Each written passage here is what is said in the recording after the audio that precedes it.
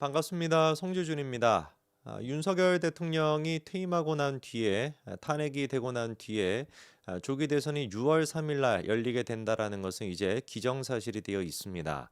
우리가 지금 이 순간에 끊임없이 고민하고 고민해야 되는 것은 어떻게 해야지 이재명을 막을 수 있을까? 이거 한 가지만은 우리가 고민해도 시간이 부족할 노릇이죠. 아시는 바처럼 오세훈 시장 같은 경우는 결국에 대선 도전을 포기했습니다.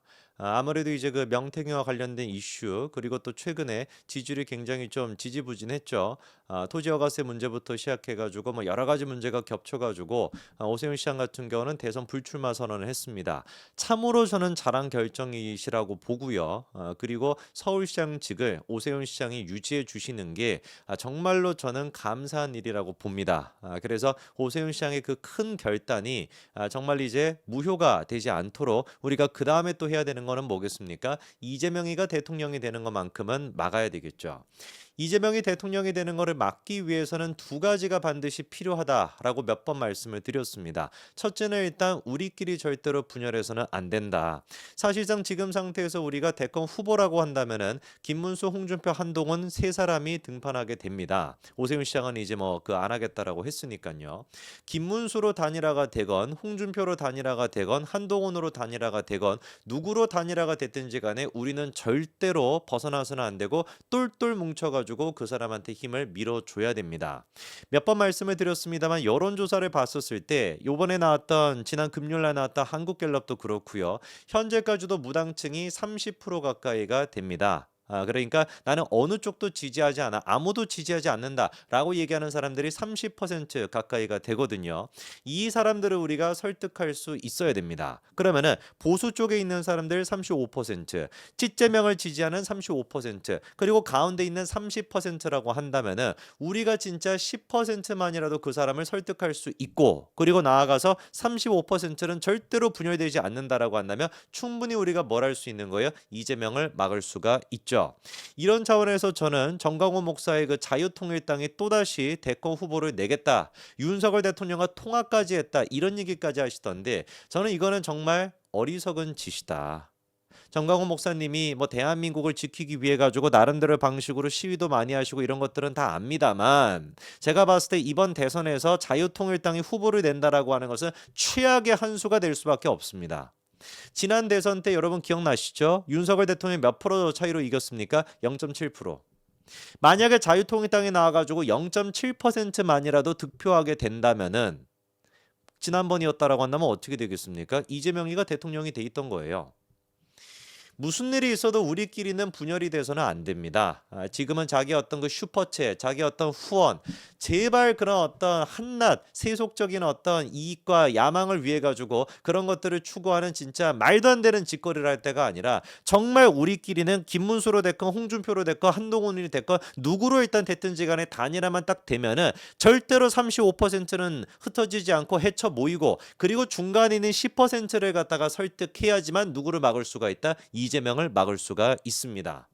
왜 그러면 반드시 이재명을 막아야 되는 것이냐? 이재명이가 대한민국을 대표한다라는 것 자체가 대한민국의 수치예요.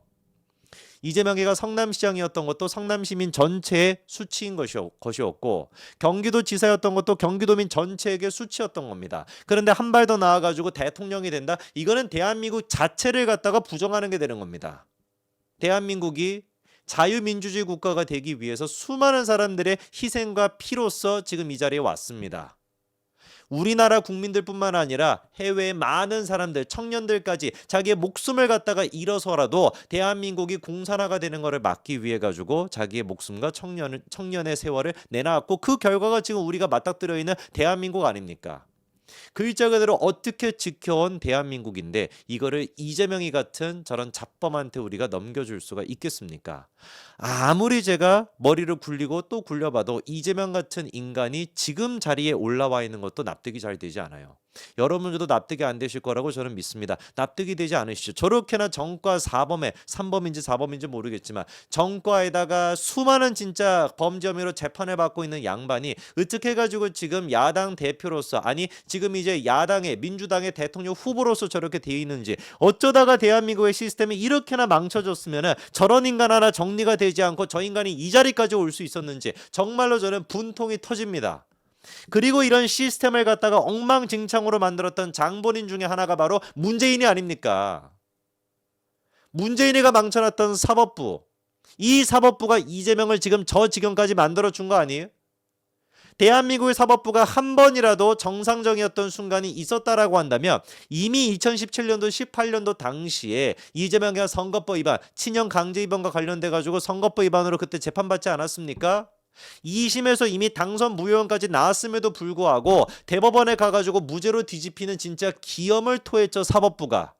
이재명을 제외하고는 어떤 정치인도 누릴 수가 없는 그런 특혜와 혜택을 이재명이는 누렸습니다. 그게 김만배와 관련돼 있는 것인지 권순일인지 김명순인지는 모르겠지만 어떻게 된 것인지 분명한 사실은 다른 정치인한테 발견할 수 없는 사법부의 특혜가 이재명한테 작동이 됐고, 그 결과 어떻게 됐던 겁니까?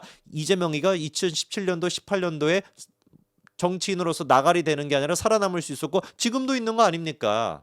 이번에 있었던 선거법 위반 2심도 마찬가지였던 것이죠. 어떻게 해가지고 1심에서 집행유예, 사실상 징역형이 선고가 됐는데 그게 뒤집혀가지고 무죄가 나올 수 있습니까?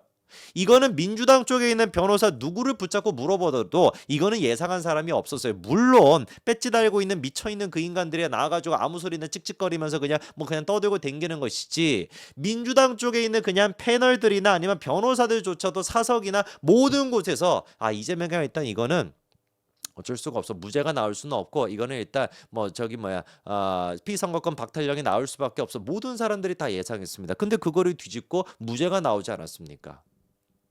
지금의 엉망진창의 사법부를 만들었던 장본인이 문재인인데 이 사법부가 얼마나 엉망진창인지 또 다른 제가 예시를 말씀을 드리겠습니다.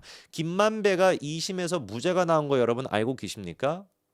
김만배 같은 경우는 2심을 담당한 판사가 이제 박광서라고 하는 판사인데요. 이 박광서라고 하는 판사가 이재명에 대한, 사실상 이게 대장동이니까 이 김만배와 관련돼 있는 판결을 내리기 나흘 전에 글을 갖다가 썼는데 뭐라고 글을 남겼냐? 그 나흘 전이 윤석열 대통령 탄핵됩니다. 그 탄핵이 인용됐던 당일날 SNS에다가 기뻐하라, 그분이 드디어 사라졌다라고 하는 글을 올렸다는 거예요. 윤석열 대통령 탄핵이 인용됐던 그날 이재명과 관련돼 있는 김만배 2심을 지금 담당하고 있는 판사가 기뻐하라, 그분이 드디어 사라졌다라고 하는 글을 올렸다라는 걸 우리는 도대체 어떻게 이해를 해야 될까요? 그리고 난 다음에 이 판사가 실제로 나흘 뒤에 어떻게 했던 거예요? 김만배에 대해 가지고 무죄 판결을 내려버린 겁니다. 1심 재판부 같은 경우는 김만배에 대해서 징역 2년 6개월을 선고했었는데 그 징역을 갖다가 뒤집어 엎어버리고 무죄를 선고했던 판사란 말이에요. 김만배뿐이었습니까? 사실상 김만배가 그런 식으로 청탁을 했다라고 하는 성남시 의회 의장이었던 최윤길이, 그 최윤길 또한 마찬가지로 1심에서 4년 6개월이 선고가 됐는데 최윤길 또한 마찬가지로 이게 무죄로 뒤집혀 버렸다라는 거예요. 이거를 도대체 우리가 어떻게 이해를 해야 되겠습니까? 대놓고 윤석열 대통령 탄핵 당시에 기뻐하라, 그분이 드디어 사라졌다. 이거는 누가 보든지 간에 정치적인 발언 아닙니까? 최소한의 판사가 양심이라는 게 있다라고 한다면은, 제가 생각하는 판사는 자기의 정치적인 신념을 드러내지 않고 최대한 중립을 지키면서 아무리 내가 우파라고 할지라도, 아무리 내가 좌파라고 할지라도 판사로서 어떤 행태, 어떤 모습, 어떤 얘기든지 간에 그거를 할 때는 내 정치 색깔이 드러나지 않도록 하는 게 기본 중에 기본 아닌가요? 왜? 내 정치 색깔이 드러나게 된다면 그 판결 자체가 오염되게 되니까. 왜 도대체 이재명을 둘러싸고 있는 판사들은 다 이 모양 이 꼴인 겁니까? 자유롭게 자기 어떤 정치적인 입지를 갖다가 드러내고 정치적인 포지션을 갖다 다 드러내고, 문효배 또한 마찬가지 아니었습니까? 하다하다가는 헌법재판관 권한대행 또한 마찬가지로 그런 식으로 했던 거 아닙니까? 이게 문재인이가 싸질러 놨던 똥들의 결과물인 거예요. 우리가 이거 방치해서 되겠습니까? 윤석열 대통령 탄핵이 인용됐던 그날 기뻐하라, 그분이 드디어 사라졌다라고 얘기하고 나흘이 지나고 난 다음에 대장동에 대해 가지고 무죄를 선고해버리는 이런 지금 판사들이 활개를 치도록 우리가 내버려 둬야 되겠습니까? 이거를 막기 위해서라도 반드시 우리는 어떻게 해야 되는 거예요? 이재명만큼은 막아야 됩니다. 대놓고 나는 이재명한테 무죄를 선고하겠다라고 선포하는 거랑 뭐가 다르겠냐고요, 이게. 지금도 이런데 이재명이 대통령이 된다?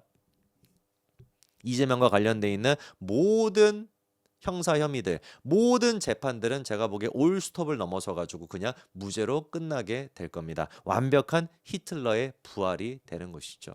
무조건 그것만큼은 막아야 됩니다. 여기까지 말씀드리겠습니다. 감사합니다.